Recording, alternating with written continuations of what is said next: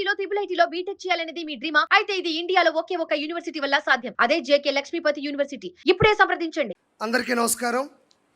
1995లో పార్టీని కాపాడిన తండ్రికి, 2024లో ఓ రాక్షసుడి నుండి రాష్ట్రాన్ని కాపాడిన తనయుడికి ధన్యవాదాలు.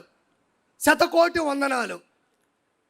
ప్రత్యర్థులు చేసే తప్పుడు ప్రచారాలని, తప్పుడు ప్రసారాలని, తప్పుడు ఆరోపణలని, మార్ఫింగ్ వీడియోలని ఎప్పటికప్పుడు సాక్ష్యాధారాలతో తిప్పికొడుతూ వాస్తవాల్ని ప్రపంచంలోని జనాల ముందు నిలబెడుతున్న తెలుగుదేశం సోషల్ మీడియా గురించి ఈరోజు మనం మాట్లాడుకోవాలి.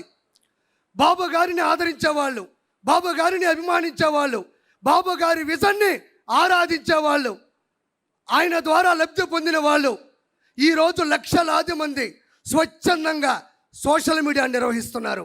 ఒక్క రూపాయి కూడా తీసుకోకుండా తెలుగుదేశం పార్టీలో చాలామంది సోషల్ మీడియా నిర్వహిస్తున్నారు. వాళ్ళు వాళ్ళ పని చేసుకుంటూనే ప్రత్యేకమైన సమయాన్ని కేటాయించుకుంటూ దినచర్యలో భాగంగా కొంతమంది అయితే మాకు ఒక్క రూపాయి కూడా వాళ్ళు ఇవ్వక్కర్లేదు, బాబు గారి ద్వారా 2 లక్షల రూపాయలు నేను ఈరోజు వర్క్ ఫ్రమ్ హోమ్ ద్వారా సంపాదించుకుంటున్నాను, ఆయన చేసిన మంచి వల్ల నేను బాగుపడ్డాను, నా మాట ఈ ప్రపంచానికి మంచిగా వెళ్ళాలి అని చెప్పుకునే వాళ్ళు ఎంతమందో చాలామంది ఉన్నారు. ఈరోజు ఇంకా చెప్పుదలుచుకుంటే సోషల్ మీడియాలో వైఎస్ఆర్సీపీ చేస్తున్నది ఉద్యోగం, సోషల్ మీడియాలో తెలుగుదేశం పార్టీ చేస్తున్నది ఉద్యమం, స్వచ్ఛంద స్వాతంత్ర్య ఉద్యమం. స్వేచ్ఛగా చేస్తున్నారని మరోసారి మీకు నేను చెప్తున్నాను. వాళ్ళు విచ్చలవిడిగా ప్రసంగాలు చేసినా, అతను ప్రసంగా మాట్లాడినా, సోషల్ మీడియాలో దారుణాతి దారుణమైన పోస్టులు పెట్టినా, ప్రెస్ మీట్లు పెట్టినా, బూతులు మాట్లాడినా, అవమానించినా ఏ ఒక్కరూ మన వాళ్ళు సంయమనం పాటిస్తున్నారు తప్ప తిరిగి ఆ విధంగా ప్రవర్తించట్లేదు. దానికి ఉదాహరణ నేనే. నా భార్య ఓయోలో దొరికింది, ఏరే వాళ్ళతో ఉంది అని దుష్ప్రచారం చేసి ఆర్టికల్లు చిత్రీకరించి పెడితే నాకు కోపం వచ్చి మాట్లాడదాం అనుకున్నా. కానీ మా నాయకుడు వెనక నుంచి అటు కొట్టాడు. అది మనం చేయకూడదు, అది మన విషయం కాదు, మన పసుపు సైన్యంలో అది లేదు అంటే వెనక్కి తగ్గినటువంటి ఆలోచన నాది. ఇది ప్రత్యక్ష ఉదాహరణ.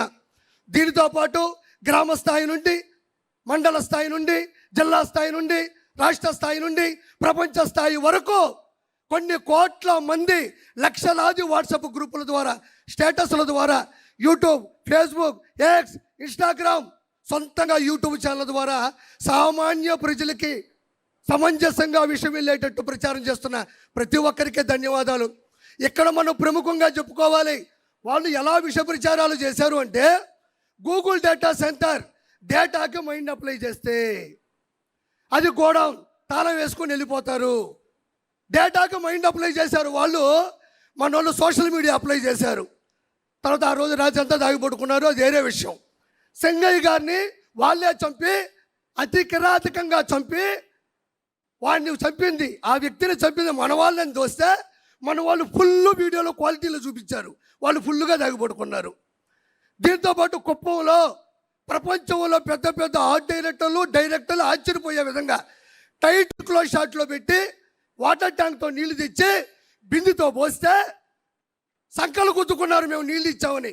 మన వాళ్ళు వైడ్ షాట్ పెట్టారు, ఓల్డ్ వైడ్గా వైరల్ అయింది. తర్వాత వాళ్ళకి వైరల్ ఫీవర్ వచ్చింది. దీంతోపాటు తల్లికి వందనం, స్త్రీ శక్తి, దివ్యాంగ శక్తి, అన్నదాత సుఖీబాబా, మెగా డిఎస్సి 16,743. దీంతోపాటు విజయవాడ వరదలు, మంతా తుఫాను, ఒకటి కాదు నాయన, బాబు గారు అక్కడ ఇచ్చారు అంటే రెడీగా ఉంటారు. జులాయి సినిమాలో బ్రహ్మానందంగా దొరికిపోతూ ఉంటారు. అది వాళ్ళ ప్రత్యేకత.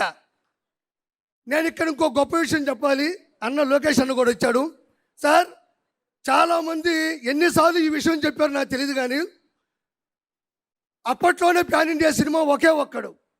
ఆ ఒకే ఒక్కడు సినిమా తీసింది ఇన్స్పిరేషన్ నారా చంద్రబాబు నాయుడు గారు. ఎంతమంది చెప్పారో నాకు తెలియదు. ఇది శంకర్ గారు, ప్రొడ్యూసర్ గారు, అప్పుడు డిస్ట్రిబ్యూటర్లు, ఎగ్జిబ్యూటర్లు చెప్పినటువంటి సత్యం. ఆ సినిమా ఒకే ఒక్కడు. ఒక్కరోజు సీఎం అయితే ఆ సీఎం ఏం చేస్తాడు అనేది ఆ సినిమా తీశారు. Super duper bit.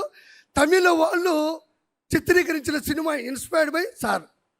అయితే నేను ఎందుకు చెప్పానంటే ఈరోజు నారా లోకేష్ గారు మేము సోషల్ మీడియా ద్వారా ప్రతి ఒక్క విషయాన్ని మేము తొక్కి తోస్తుంటే మేము చేస్తున్నాం సోషల్ మీడియా. కానీ అది పూర్తయితే ఆ ప్రక్రియ పైకి వెళ్తే చాలా ఆనందంగా ఉంటుంది. ఈరోజు పునర్విక కావచ్చు, అదే స్కూల్లో అన్నం బాగా లేకపోతే కావచ్చు, లేదంటే ఇతర దేశాల్లో బానిసత్వంలో నలిగిపోతున్న విషయాన్ని కావచ్చు, మేము అలా తోస్తే రెడీగా ఉంటారు నారా లోకేష్ గారు. అలా రావడం బుద్ధావ్ తేయ్ అంటే మేము ఏం చేసినా సపోర్ట్ చేస్తున్నారు. ఎందుకనంటే ఒక్క రోజులో సీఎం అయినటువంటి హీరో అర్జున్ గారు ఎలా చేశారో సేమ్ ఈరోజు నారా లోకేష్ గారు వచ్చినట్టు పరిష్కరించు వెళ్ళిపోతున్నారు. ప్రతి ఒక్కరి దగ్గర మొబైల్ ఉంది.